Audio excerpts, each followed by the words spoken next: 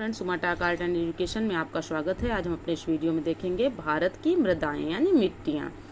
मिट्टी के अध्ययन के विज्ञान को मृदा विज्ञान या पेडोलॉजी कहा जाता है। भारतीय कृषि अनुसंधान परिषद ने भारत की मिट्टियों को 8 वर्गों में विभाजित किया है, जो कि इस प्रकार है। देख लेते हैं। जलोढ़ मिट्टी, एलुवियल सॉयल, यह नदियों द्वारा लाई गई मिट्टी है। इस मिट्टी में पोटास की बहुलता होती है, यानी पोटास की अधिकता होती है, लेकिन नाइट्रोजन, फास्फोरस एवं ह्यूमस की कमी होती है। यह भारत की सबसे उपजाऊ मिट्टी होती है। इसमें धान, गेहूं, मक्का, तिलहन, दलहन, आलू आदि फसलें उगाई जाती हैं।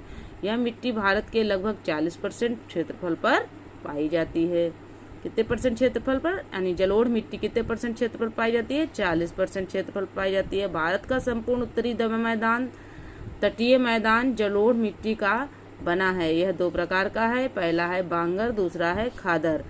पुराने जलोढ़ मिट्टी को बांगर तथा नई जलोढ़ मिट्टी को क्या कहते हैं? खादर कहते हैं। जलोढ़ मिट्टी उर्वरता के दृष्टि से काफी अच्छी मानी जाती है, यानी उपजाऊ की दृष्टि से काफी अच्छी मानी जाती है। काली मृदाएं कैसी हैं? Black soil.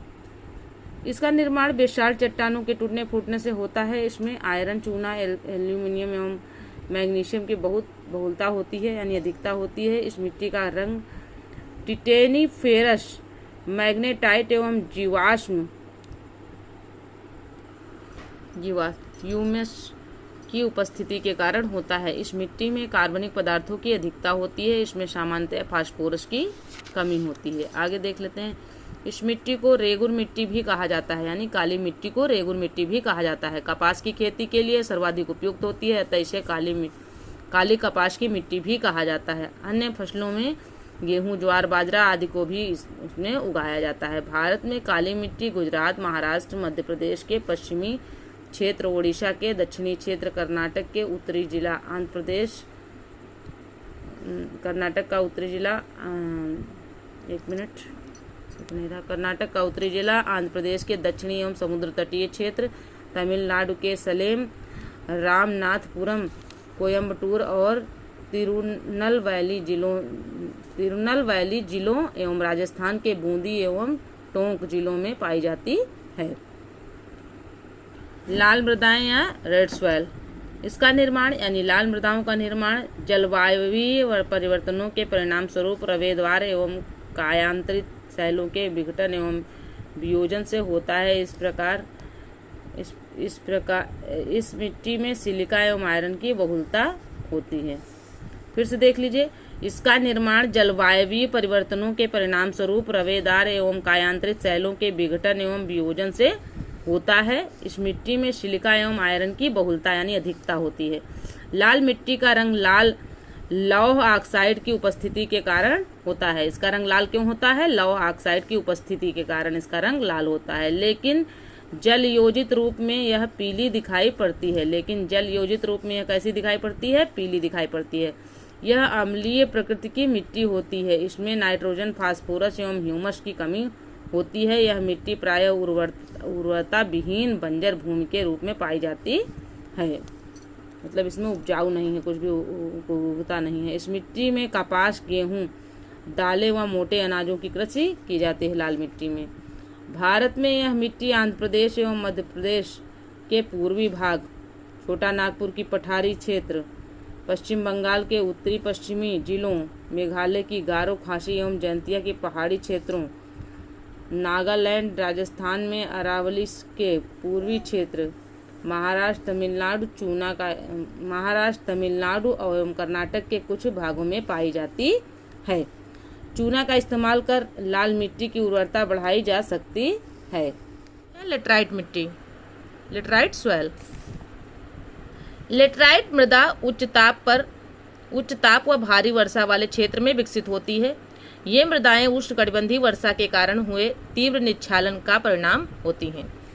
वर्षा के साथ चूना और सिलिका तो निच्छालित हो जाते हैं तथा लोहे के ऑक्साइड और एल्युमिनियम के यौगिक से भरपूर मृदाएं शेष रह जाती हैं। उच्च तापमान में आसानी से पनपने वाले जीवाणु ह्यूमस की मात्रा को तेजी से नष्ट कर देते हैं। इन मृदाओं में जैव पदार्थ नाइट्रोजन, फास्फोरस और कैल्शियम की कमी होती है तथा लौह ऑक्साइड और पोटास की बहुलता होती है। लेटराइट मृदाएं सामान्यतः कर्नाटक, केरल, तमिलनाडु, मध्य प्रदेश तथा ओडिशा और असम के पहाड़ी क्षेत्रों में पाई जाती हैं। शैलों के टूट फूट से निर्मित होने वाली इस मृदा को गहरी लाल लेटराइट, सफेद लेटराइट तथा भूमिगत जलवायवीय लेटराइट के रूप में वर्गीकृत किया जाता है। गहरी लाल लेटराइट में लौह ऑक्साइड तथा पोटास की बहुलता होती है। इसकी उर्वरता कम होती है, लेकिन निचले भाग में कुछ खेती की जाती है। तमिलनाडु, आंध्र प्रदेश, केरल में काजू जैसे वृक्षों आदि वाली फसलों की खेती के लिए लाल लेटराइट मृदाएं अत्यधिक उपयुक्त होती हैं। सफ़ेद लेटराइट की उर्वरता सबसे कम होती है और केओलिन के कारण इसका रंग सफ़ेद होता है। कभी कभी पूछ लिया जाता है किसके कारण इसका रंग सफ़ेद होता है लेटराइट मिट्टी का, तो केओलिन के कारण। भूमिगत जलवायवीय लेटराइट काफ़ी उपजाऊ होती है क्योंकि वर्षा काल में लौह ऑक्साइड जल के साथ घुलकर नीचे चले जाते हैं। लेटराइट मिट्टी चाय, इलायची तथा काजू की खेती के लिए सर्वाधिक उपयुक्त होती है। आगे देख लेते हैं शुष्क मृदाएं। यह मृदा सामान्यतः संरचना में बलुई और प्रकृति से लवणीय होती है। इसका रंग लाल से होकर किशमिशी तक होता है। शुष्क जलवायु, उष्ण तापमान एवं तीव्र गति से वाष्पीकरण के कारण इन मृदाओं में नमी और ह्यूमस कम होते हैं। इनमें नाइट्रोजन अपर्याप्त और फास्फोरस सामान्य मात्रा में होती है। नोटेड पॉइंट में कुछ क्षेत्रों की शुष्क मृदाओं में नमक की मात्रा इतनी अधिक होती है कि इनके पानी को वाष्पीकृत करके नमक प्राप्त किया जा सकता है। इस मृदा की तली में कंकड़ों की परत, चूना की मात्रा बनने के कारण पानी का रिसाव सीमित हो जाता है। इसलिए सिंचाई किए जाने पर इन मृदाओं में पौधों की सतत वृद्धि के लिए नमी सदा उपलब्ध रहती है। ये मृदाएं अनुर्वर हैं क्योंकि इनमें ह्यूमस और जैव पदार्थों की मात्रा कम मात्रा में पाए जाते हैं। ये मृदाएं विशिष्ट शुष्क स्थलाकृति वाली पश्चिमी राजस्थान में अभिलक्षणिक रूप से विकसित हुई हैं। अब आगे देखते हैं लवण मृदाएं। ऐसी मृदाओं को ऊसर मृदाएं भी कहते हैं। इसमें सोडियम, पोटेशियम और मैग्नीशियम का अनुपात अधिक होता है। यह अनुर्वर है यानी उपजाऊ नहीं है और इनमें किसी भी प्रकार की वनस्पति नहीं उगती है। इसमें नाइट्रोजन एवं चूने की कमी होती है। ये मृदाएं शुष्क और अर्ध शुष्क तथा जलाक्रांत क्षेत्रों जैसे अनूपों में पाई जाती हैं। इसका अधिकतर प्रसार पश्चिमी गुजरात, पूर्वी तक के डेल्टाओं और पश्चिम बंगाल के सुंदर वन क्षेत्रों में है। कच्छ के रण में दक्षिणी पश्चिमी मानसून के साथ नमक के कण आते हैं जो एक पपड़ी के रूप में ऊपरी सतह पर जमा हो जाते हैं। हरित क्रांति वाले क्षेत्रों में अत्यधिक सिंचाई के कारण जलोढ़ मृदाएं भी लवणीय होती जा रही हैं और मृदा के ऊपरी परत पर नमक जमा हो जाता है। मृदा की लवणीयता की ऐसी समस्या से निपटने के लिए खासकर पंजाब और हरियाणा में जिप्सम डालने की सलाह दी जाती है।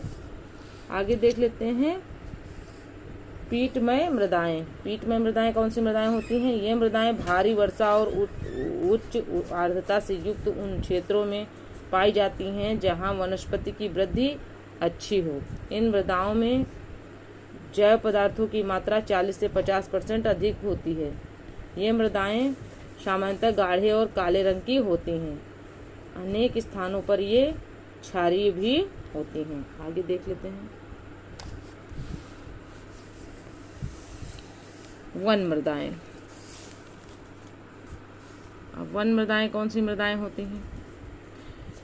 ये मृदाएं पर्याप्त वर्षा वाले वन क्षेत्रों में बनती हैं। वन मृदाएं, ये मृदाएं पर्याप्त वर्षा वाले वन क्षेत्रों में ही बनती हैं। इन मृदाओं का निर्माण पर्वतीय व पर्यावरण में होता है। ये पर्यावरण में परिवर्तन के अनुसार मृदाओं का संगठन एवं संरचना बदलती रहती हैं। घाटियों में से दुमटी और पांसू होती हैं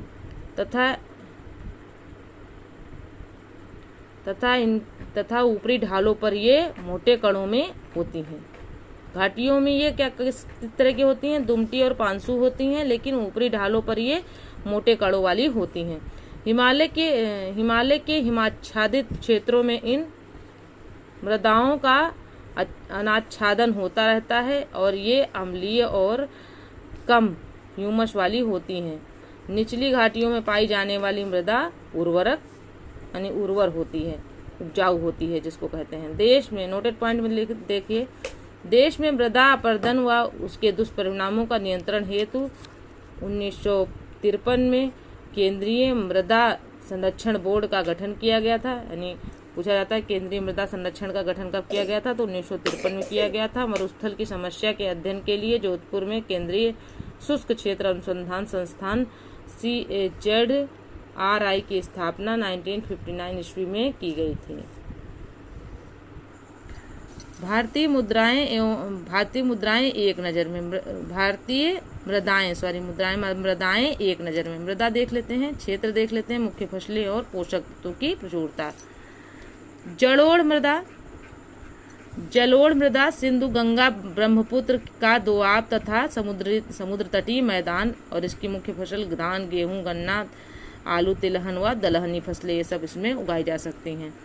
फिर है जलोढ़ मिट्टी में, मतलब पोषक तत्वों की प्रचुरता क्या है, इसमें क्या क्या रहती है, पोटास एवं चूना रहेगा, चूना की मात्रा की प्रचुरता रहेगी।